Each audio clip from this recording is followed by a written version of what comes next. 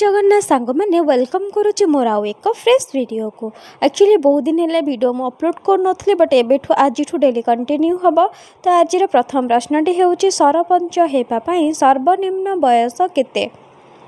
मु बहुत सर्टली ही उत्तर गुड़ा दे दूची, आज वीडियो लॉन्ग करी कालीठू किंतु आमे जेमती डेली वेयर जेमती वीडियो मु जेमती जहाँ बनाऊली तो से प्रोसेस रे वीडियो बनैबी, ठीक अच्छे।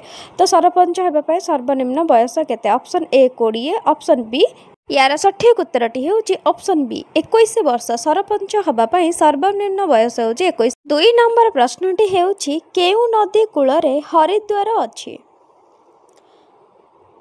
प्रश्नटी हैला केउ नदी कूल रे हरिद्वार अछि। उत्तरटी होउची कौन? गंगा ना जमुना? केउ नदी कूल रे हरिद्वार अवस्थित? उत्तरटी होउची ऑप्शन ए गंगा। गंगा नदी कूल रे ही हरिद्वार अवस्थित, ठीक अच्छे। 3 नंबर प्रश्नटी होउची इंग्रेज माने भारत केबे आसीथिले। भल भाबरे सुनंतु आज प्रश्नटी ना इंग्रेज माने भारत को केबे आसीथिले। Option A 1690, option B 1608। केबे आसीथिले इंग्रेज माने आम भारत को केबे आसीथिले ना 1608 रे आसीथिले, ठीक अच्छे।